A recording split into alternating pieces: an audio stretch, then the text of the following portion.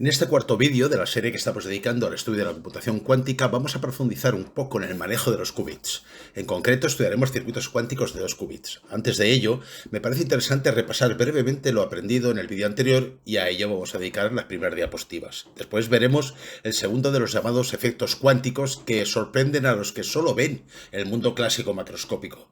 Ya estudiamos la superposición de estados cuánticos y de ahí la supuesta paradoja del gato de Schrödinger, que puede ser vivo y muerto a la vez. Pero en el mundo experimental científico o de la ingeniería, las partículas que se medían en el experimento de Stern-Gerlach podían tener spin hacia arriba o spin hacia abajo simultáneamente según la expresión de su función de onda en un espacio de Hilbert bidimensional, cumpliendo en todo caso la regla de Bohr y con las bases de Bell. En este vídeo estudiaremos y comprenderemos el llamado entrelazamiento cuántico entre dos partículas y todo lo que ello supone de sorprendente, pues no existe en el mundo clásico algo similar. Lo que Einstein y sus colegas Podolsky y Rosen llamaron acción fantasmal a distancia o paradoja EPR. Para explicar todo ello necesitamos trabajar con 2 qubits que se puedan eventualmente entrelazar. La esfera de Bloch, decíamos, haciendo un resumen de lo visto en vídeos anteriores, nos ha permitido entender mejor qué es un qubit, pero sobre todo la expresión de su función de onda, que de forma general la tenéis puesta en la parte superior de la diapositiva. Hay 2 fases, teta y phi, y lo que nos está diciendo es que se puede medir un qubit en cualquier dirección del espacio, no necesariamente en el eje X, en el eje Y o en el eje Z, sino en cualquier dirección del espacio dado por esos 2 ángulos. Midamos donde midamos, la función de onda colapsa y se extenderán los vectores propios o autovectores o kets del 0 y ket del 1 en esa nueva dirección. Con esos valores de esas 2 fases se obtiene el qubit en una dirección del espacio, decíamos, y así, por poner 4 ejemplos, dando valores a teta pi medios y a phi 0, obtenemos una expresión que ya nos es familiar o nos era familiar de un vídeo anterior. Si teta vale pi medios pero phi vale pi, lo único que cambia, como veis, es el signo del segundo término de la expresión, y lo que estamos viendo es que somos capaces de obtener los kets en cualquier dirección del espacio en función de las otras bases, ¿de acuerdo? Y todo ello, para estos diferentes valores de las 2 fases teta y phi, constituyen lo que se llama las bases de Bell. Y todo ello, como veis, que está en función de las bases o kets en el eje Z, en todos ellos, en todas las 4 ecuaciones, aparece una superposición de estados, ¿de acuerdo? Hay que entender que no son qubits distintos, es el mismo qubit medido en direcciones del espacio distintas y con bases o vectores base distintas. Esto hay que tenerlo muy en cuenta. Después, aplicamos un campo magnético B en el experimento de Stern-Gerlach y calculamos la evolución temporal de la función de onda del qubit según una dirección en el espacio y durante un tiempo determinado, obteniendo la puerta básica universal cuántica NOT, representada también por la letra X, la puerta X mayúscula, que nos permitía obtener a partir de un ket 0, el ket 1, y a partir de un ket 1, el ket 0, y de esa manera, y por esa razón se le llama puerta cuántica de tipo NOT. La X viene de que la matriz evolución, que es unitaria, o algo así como, podríamos decir, como la función de transferencia de esa puerta cuántica, aunque eso es, es una forma de decirlo, nada más, pues es la que tenéis en la figura, que no es nada más que la matriz de Pauli en el eje X, por eso se llama también puerta cuántica X. Luego otra puerta muy importante, muy importante, es la puerta de Hadamard. Esta puerta de Hadamard lo que nos permitía es, a partir de un ket 0 o un ket 1, obtener las 2 expresiones que, como veis en azul, en la parte inferior, solamente se distinguen en el signo de la segunda parte de la expresión. Lo que nos permite es tener ya o ser capaces de obtener estados superpuestos. ¿De acuerdo? Fijaos que la probabilidad es del ket 0 de salida al ket 1, es decir, la probabilidad de los 2 términos es la misma, es un medio, pero lo que tenemos es que no podemos decir a priori hasta que midamos si va a ser un 0 o va a ser un 1. En cualquier caso, la matriz de evolución unitaria, que también la tiene, voy a decir algo así como su función de transferencia, es 1 partido por raíz de 2, y la matriz que tenéis ahí, y es la que nos permite obtener, aplicando el ket 0, aplicando el ket 1, las expresiones en azul que tenéis en la salida. También vimos las puertas de fase, donde la matriz evolución unitaria es única, depende del, como veis en la segunda columna, el término de la parte inferior es elevado a i por teta. Esto significa que estamos introduciendo una fase en ese término y dependiendo de la fase, pues obtendré un tipo de puerta u otra. Por ejemplo, bueno, en la parte superior derecha tenéis el efecto que tendría esa puerta si aplicamos un ket 0, que es simplemente aplicarle la matriz evolución unitaria, y entonces tendríamos, si tenemos un 0, seguimos sacando un 0, dado por el vector base 1, 0, la matriz 1, 0. Y si le metemos un ket 1, lo que obtenemos es una matriz columna, es 0 y el segundo término elevado a i por teta. Es decir, que depende de la fase, como veis. Entonces, la puerta flip es cuando teta es igual a pi. Lo que obtenemos es que si introducimos, lo tenéis marcado en verde, un ket 1, tenemos un menos 1. En realidad, lo que estamos viendo es que es la matriz de evolución unitaria, cuando damos a teta el valor de pi, es la matriz de Pauli en el eje z. Por eso a esta puerta se le llama también puerta z. Luego está la puerta S, que es cuando teta vale pi medios, y la puerta T cuando vale pi cuartos, y bueno, tiene, como veis, siempre afecta al resultado cuando aplicamos un ket 1, el ket 0 no le afecta para nada, y ahí tenemos la puerta, a la de pi medios se le llama puerta S, y a la de pi cuartos se le llama puerta T.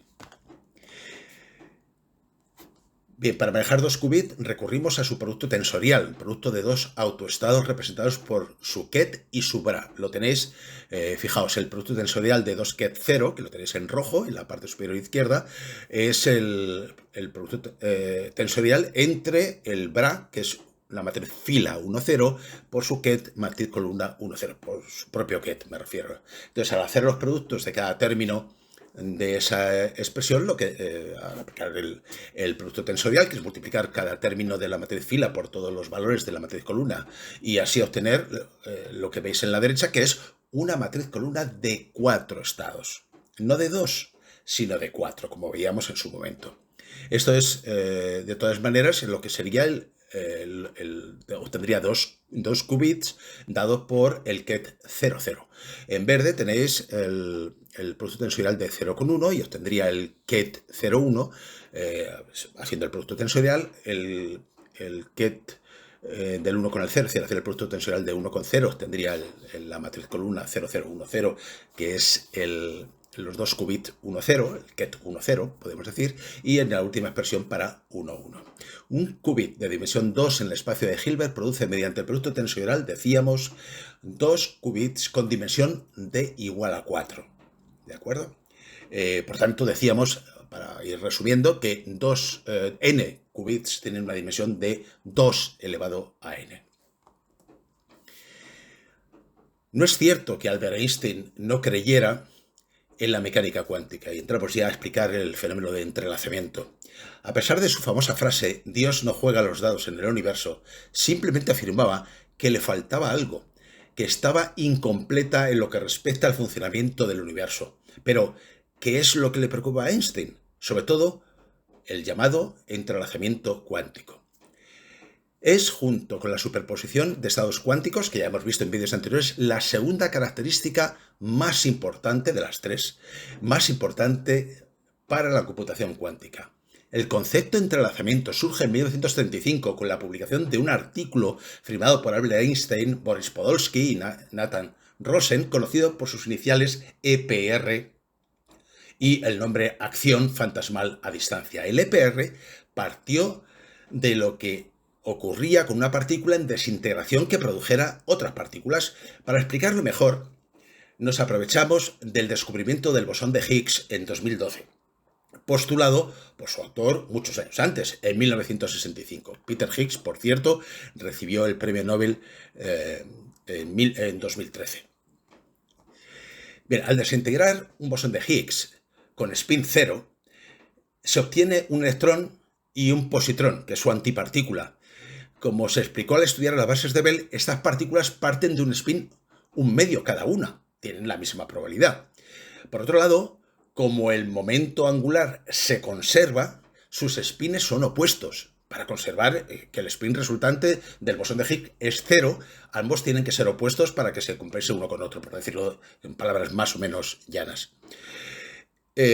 Hay que decir también que cuando la desintegración de un bosón de Higgs podría producir también dos fotones, pero son esencialmente sus propias antipartículas, e incluso otro tipo de partículas. Pero bueno, esto ya entra dentro más de la física y nos interesa un poco menos. Lo importante aquí es saber que el bosón de Higgs tiene spin cero y al desintegrarlo, los spins de la partícula antipartícula tienen que ser contrarios, opuestos, para que se conserve que el spin resultante de las dos es cero. Esto es muy importante para entender bien esto que llamamos entrelazamiento cuántico. Se ha de suponer, por simplicidad, que se hace una medida de los spines en el eje Z y que para una única partícula se puede obtener un spin hacia arriba, dado por el ket flecha hacia arriba, o bien un spin hacia abajo, dado por el ket flecha hacia abajo.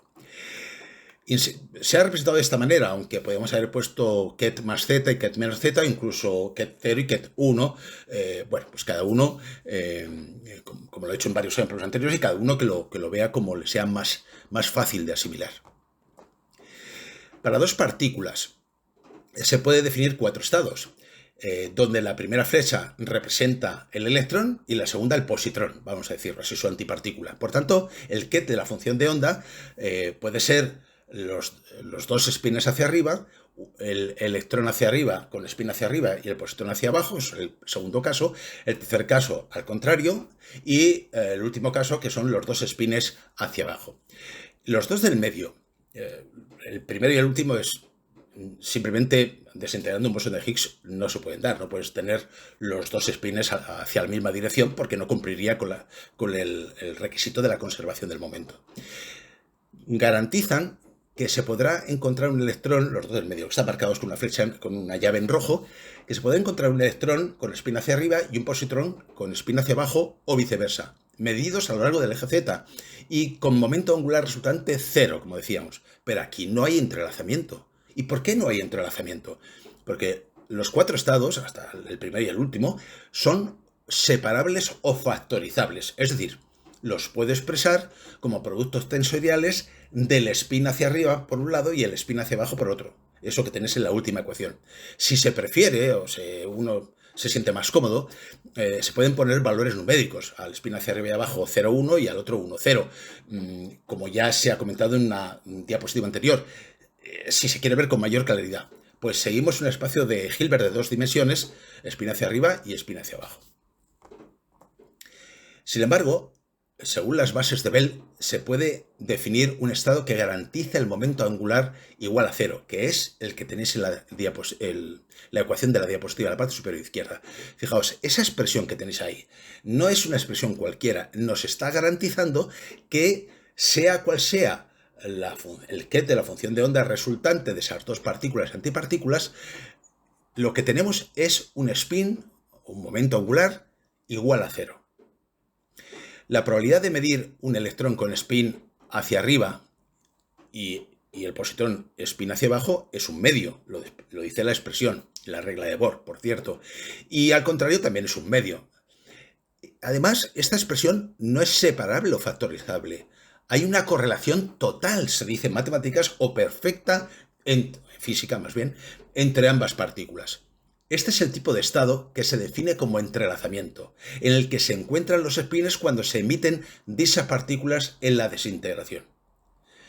Por tanto, en el entrelazamiento se puede medir un electrón con spin hacia arriba o spin hacia abajo con probabilidad de un medio. Por lo que inmediatamente, y pongo inmediatamente entre comillas, podemos decir que el positrón tiene el spin contrario con la misma probabilidad sin medirlo. Lo que hay que aclarar es que el entrelazamiento cuántico se da a nivel microscópico. También que la función de onda, como indica la ecuación de esta diapositiva, es única para ambas partículas. No son dos funciones de onda, una por cada partícula. No, es la misma función de onda. Por tanto, la ecuación de Schrödinger, que es única, y su evolución hace referencia a dos partículas, a dos qubits. Y ahora las preguntas. ¿Cuál es el mecanismo que hace? Sigo dejando, por cierto, perdonad, la ecuación para que tengamos siempre presente lo que estamos explicando sobre el entrelazamiento. ¿Cuál es el mecanismo que hace que si el spin de una partícula es hacia arriba, no haga falta medir la otra, pues se sabe que es hacia abajo? La respuesta es muy difícil y demasiadas teorías originales de un mundo de la física. Ya digo que ni los propios físicos se ponen de acuerdo. Pero sucede que es lo más útil para la ingeniería y no olvidar que hay que centrarse en lo que se puede observar, como decía Heisenberg. Bohr decía, para dar una explicación un poco más, que nos puede resultar más cómoda para nuestra mente, decía que ambas partículas forman parte del mismo sistema. Desde luego la función de onda es única, no son dos funciones de onda. Entonces, claro, si forman parte del mismo sistema, pues obviamente lo que le sucede a una influye en la otra y viceversa.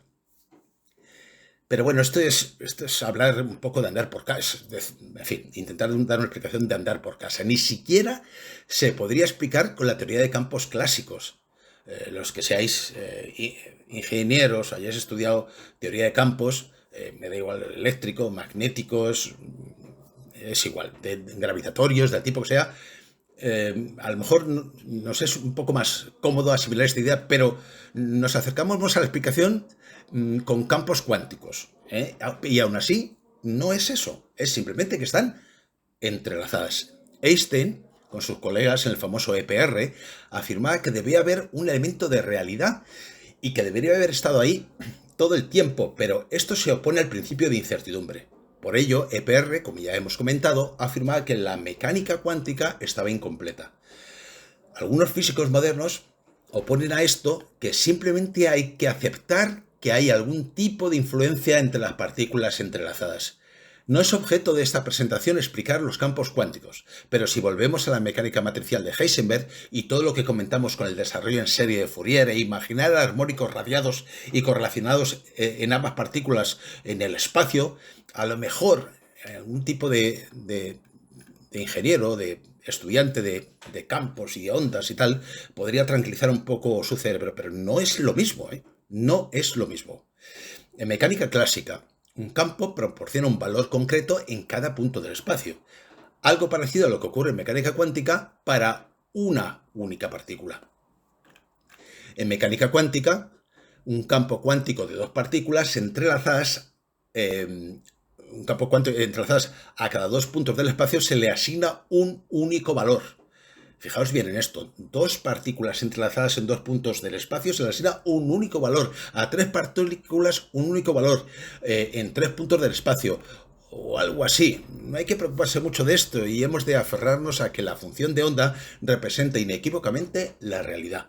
Además, la función de onda se construye a partir de campos cuánticos que se extienden por todo el espacio-tiempo. No hay que perder de vista que al medir una de las dos partículas, la función de onda única para los dos colapsa, pero para ambas partículas. Más preguntas. Una segunda pregunta, si se separan las partículas a una gran distancia, cientos de kilómetros, por ejemplo, ¿siguen entrelazadas? Por supuesto que sí. Es lo que Einstein llamó acción fantasmal a distancia. El término que decíamos antes, inmediatamente, que lo pongo entrecomillado, significa que no se cumple la relatividad especial, espacio-tiempo, o el principio de causalidad, pues el mecanismo que las entrelaza va más rápido que la velocidad de la luz. Absolutamente no. No hay comunicación / envío de energía, luego no se puede usar para comunicar información instantáneamente. Y el principio de causalidad se ha de cumplir inexorablemente según la teoría de relatividad especial. Recientemente, investigadores chinos han anunciado que han conseguido este fenómeno de entrelazamiento entre dos partículas, fotones, en su caso, a una distancia de 1023 kilómetros. No seré yo el que cuestione esto, pero la cifra 1023 me resulta muy familiar, 2 elevado a 10 menos 1, y me surgen algunas preguntas. ¿Se usaron únicamente dos fotones, partícula y antipartícula, separados a esa distancia? ¿O se usaron, digamos, 1024 fotones entrelazados 2 a 2 para cubrir esa distancia? ¿Y si en lugar de 2 elevado a 10 fotones, 1024, se usaron 2 elevado a 20 fotones? En este último caso, la distancia entre fotones entrelazados próximos sería de 1 metro aproximadamente. En fin, me ha venido esto a la cabeza, lo he contado, y los que sepáis más de esto que yo, no me hagáis mucho caso, pero son cifras que a mí me llaman un poco la atención, viniendo de donde vienen, claro. La última pregunta. ¿Se incumple el principio de localidad, pues la manipulación de la partícula influye en la otra a gran distancia? Por supuesto que sí. Se incumple.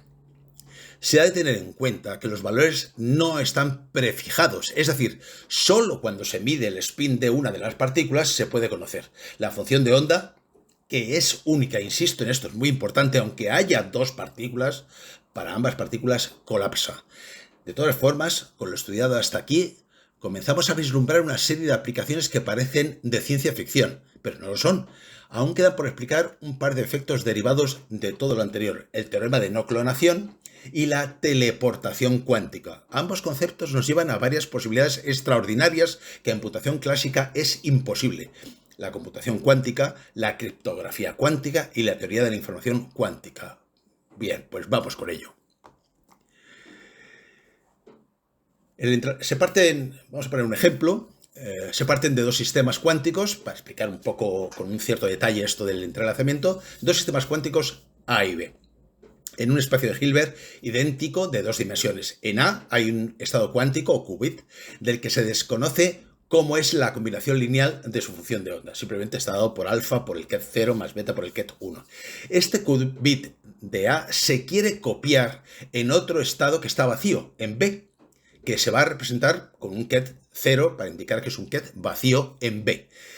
Si existe dicha operación de copia o clonación, debería ser unitaria, como todas las que hemos visto hasta ahora, con las puertas cuánticas.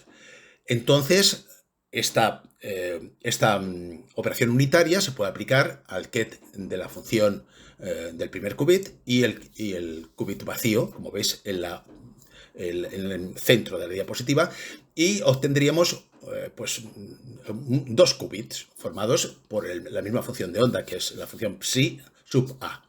Si desarrollamos esto y hacemos ese producto, aparecen en verde, lo tenéis en la parte inferior derecha, aparecen un montón de productos, aparecen en dos qubits multiplicados por alfa al cuadrado, por alfa por beta, etcétera. Y bueno, hasta ahí pues nada que añadir. Ahora, aplicando linealidad, se debería obtener lo mismo en realidad. Fijaos, si aplico a esta supuesta clonación de una función de onda en otra, vacía, la función u, lo que hago es, la puedo aplicar, digamos, de forma lineal, primero a alfa por el ket 0 y luego a beta por el ket 1. Y lo que obtenemos, y luego hacer el producto con el qubit vacío, ¿no? Por la función de onda vacía. Y lo que obtengo, lo tenéis en rojo, es completamente distinto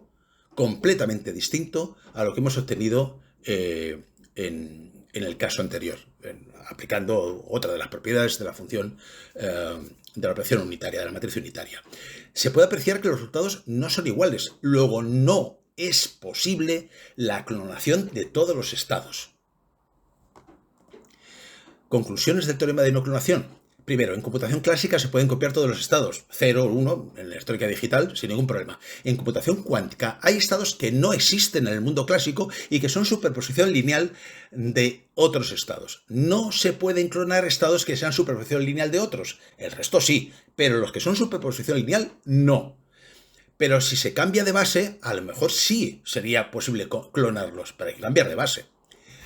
La computación cuántica, la criptografía cuántica y la teoría de la información cuántica se han beneficiado de este teorema de no clonación y se ha abierto todo un mundo de posibilidades futuras. Ahora falta por explicar qué es la teleportación cuántica y con ello, de momento, se completaría el círculo de las enormes posibilidades futuras de la computación cuántica. Pero este concepto lo vamos a ver en un vídeo posterior. Ahora vamos a manejar circuitos cuánticos de 2 qubits. Bueno, pues sabemos que las puertas que vamos a estudiar son puertas que manejan 2 qubits simultáneamente, que tienen, por tanto, el ket de 2 qubits tiene una dimensión 4, como se demostró en diapositivas anteriores, de la misma forma que en computación clásica se puede realizar cualquier función lógica con puertas NAND o NOR, ¿por qué no? Y en algunos textos se le llama puertas universales. En computación cuántica también existe este tipo de puertas universales y permiten obtener de forma precisa el resto. Antes de seguir, os recomiendo a aquellos de vosotros que estéis más motivados que en la página web de IBM que tenéis ahí, el quantumcloudibm.com/learning/es, es muy completa. Hay muchísima información. Está muy bien explicado todo y además tiene un simulador de circuitos cuánticos y es muy recomendable si queréis tener algún experimento cuántico. Bien, la puerta CNOT o NOT controlada o con control, o también CX, fijaos que es igual que la puerta NOT para un qubit, pero hemos puesto la C mayúscula delante, que por cierto, con ella podemos hacer también la operación XOR tradicional del mundo clásico, realiza un cambio en el segundo qubit cuando el primero vale 1 y lo deja como está si vale 0. Fijaos, he puesto en la izquierda, en forma de tabla, he puesto los qubits 00, 01, 10 y 11, los dos primeros en azul y los dos últimos en rojo. ¿Por qué los he puesto en azul? Porque el qubit de la izquierda, el que está, llamamos X, es 0. Por tanto, el resultado es el mismo que entraría a la puerta. No se altera el valor del segundo qubit. Es decir, el primer caso 0, en el segundo 1. Los dos últimos elementos, los dos últimos casos que están marcados en rojo, es que el qubit primero, el de la izquierda, es un 1, con lo cual lo que hace es invertir el segundo qubit. Si es 0 pasa a 1 y si es 1 pasa a 0, como veis en la tabla de verdad que he puesto en la función CNOT. Es muy sencillo, su matriz evolución unitaria U mayúscula sub CNOT es simplemente, fijaos, cada columna representa uno de los 4 casos que se pueden dar a la entrada de esta puerta, y el símbolo, luego haremos un ejercicio de aplicación, y el símbolo es un símbolo que yo he utilizado, que no me lo he inventado, es la mayoría de los símbolos que vais a ver aquí están cogidos de la página web de IBM. Tenemos el qubit de control en la parte derecha, en el símbolo, que es el primero de los dos qubits, el que está más a la izquierda, y el qubit objetivo, que cambiará o no en función de si vale 1 o 0. Si es un 1, lo invierte el qubit objetivo, y si el qubit de control es 0, no lo invierte. ¿De acuerdo? Este es la puerta CNOT o CX. Bien, permite por tanto construir estructuras condicionales. Claro, digo condicionales porque dependiendo del valor del primer qubit se invierte o no se invierte el segundo. En este caso lo tenemos aquí sintetizado, lo que hemos explicado anteriormente, viendo que invierte efectivamente el valor del segundo qubit cuando el primero vale 1 y si es 0 lo deja como está. Es la única puerta de 2 qubits que junto con las de un qubit, la de Hadamard y de fase, forman un conjunto de puertas cuánticas universales. Bien, aquí tenemos la puerta swap, es el símbolo de los símbolos que he puesto ahí. He puesto dos símbolos distintos. El de la parte superior me lo he inventado, pero lo que hace es una matriz que intercambia los qubits en los sistemas de 2 qubits. Por ejemplo, si la entrada es el qubit 00 o 01, si es el 00 no hace nada, lo deja como está. Si es el 11 lo deja como está. Lo que estoy diciendo es, si son iguales, los deja como está. Y si son distintos, me da igual cuál sea 0 y cuál sea 1, simplemente los cambia de valor. Ambos qubits, el primero, el de la izquierda, y el segundo, como veis, marcado en rojo. El símbolo de la parte inferior es más usual verlo en muchos libros, pero bueno, yo he puesto ahí los dos. Y su matriz unitaria, pues veis claramente que las dos columnas de la derecha de esa matriz se corresponden con los qubits correspondientes, pero cambiados de orden. Es decir, los qubits, las dos columnas, quiero decir, centrales, están intercambiadas para advertir que cuando son distintos, se corresponden con el qubit 01 y 10, pues el valor se va a invertir. Simplemente ahí tenéis la matriz evolución unitaria. Luego tenemos la matriz raíz cuadrada de Schwab. No tiene equivalente en computación clásica y lo único que hace es, su matriz evolución unitaria, pues es un poco la raíz cuadrada de la anterior. Pero bueno, para ver esto, como la demostración es un poco, el símbolo me lo he inventado, esto, porque no lo he visto en casi ningún libro esta puerta, aunque en algunos sí se cuenta. La demostración es muy simple. Si se eleva al cuadrado la matriz unitaria, U sub raíz cuadrada de Schwab, que tenéis en la parte derecha de la figura, multiplicando por sí misma, fila por columna, en fin, una multiplicación de matrices, veréis que efectivamente obtengo la matriz anterior de U sub Schwab. ¿De acuerdo? Puerta de fase controlada CPH, no he puesto fase, sino pH en inglés, porque se conoce más frecuentemente con este nombre, pero es una puerta de fase como la que hemos visto para un qubit, pero controlada, y la fase es phi. Para 2 qubits tiene una matriz de evolución unitaria que recuerda a la de fase genérica que se estudió para un qubit, claro, es prácticamente la misma. Introduce una rotación, claro, es el término que veis en la última columna, el último término, pues es introducir una rotación, una fase en el segundo qubit, condicionada a que ambos valgan 1, porque fijaos que la última columna solamente afecta es relevante cuando los dos qubits valen 1. Si uno de los dos, si no son 1 los dos, pues digamos que se vería afectado por las otras columnas, pero no por la última. Bueno, esto lo podemos ver aquí en un ejemplo, un poquito ya, y nos adentramos en el primer circuito cuántico, lo tenéis aquí.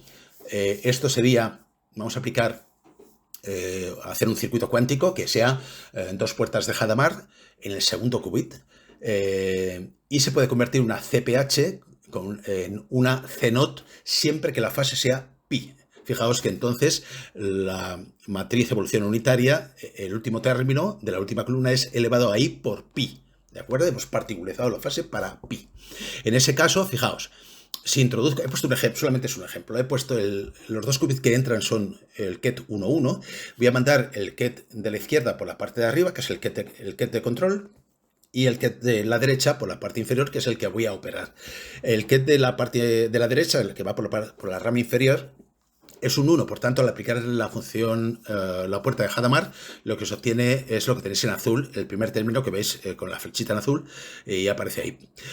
Ahora bien, al aplicar la CPH con fase pi, lo que ocurre, lo que me está diciendo es que, como son los dos, cuando los dos sean 1, ¿verdad? Pues entonces lo que hace es invertir la fase, elevado ahí por pi es invertir la fase.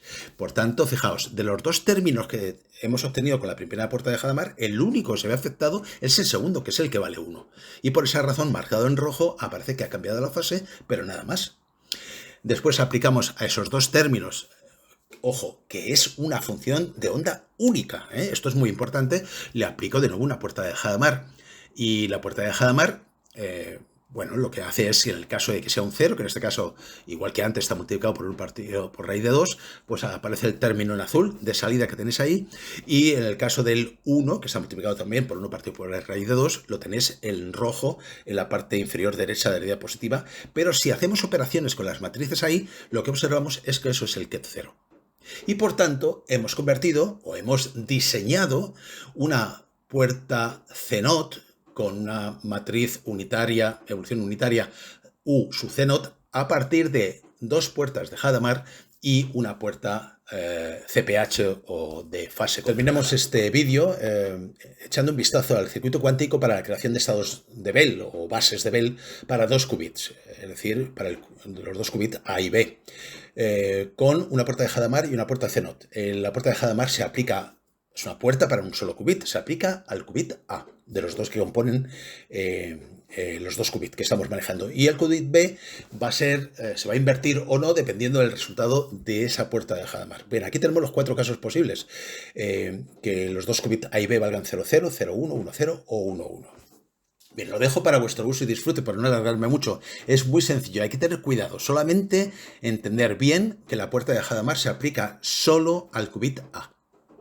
Y que el qubit B, en la primera parte, que es lo que tenemos a la izquierda de la diapositiva, antes de las flechas gordas, esas que hay en medio, no se altera, no se mueve, o sea, sigue teniendo el mismo valor. Ahora bien, cuando aplicamos el CNOT, lo que estamos haciendo es alterar el qubit B, dependiendo del resultado que hayamos obtenido con la puerta de Hadamard. Pues bien, le echáis un vistazo, si tenéis alguna duda me lo comentáis, no vamos a incidir mucho más en ello.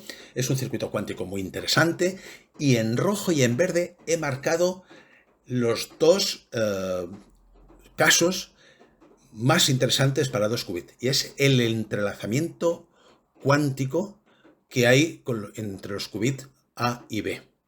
Fijaos que en los demás los dos valen 0, los dos valen 1, tanto los dos casos que están marcados en negro. El caso que está marcado en rojo y el que está en verde son dos entrelazamientos cuánticos clásicos, por decirlo de alguna manera, o habituales en computación cuántica, y se realiza con este circuito. Echadle un vistazo y tenéis alguna duda, me lo consultáis. Muchas gracias y os espero en el estudio y en la explicación al menos de la teleportación cuántica en el siguiente vídeo. Muchas gracias.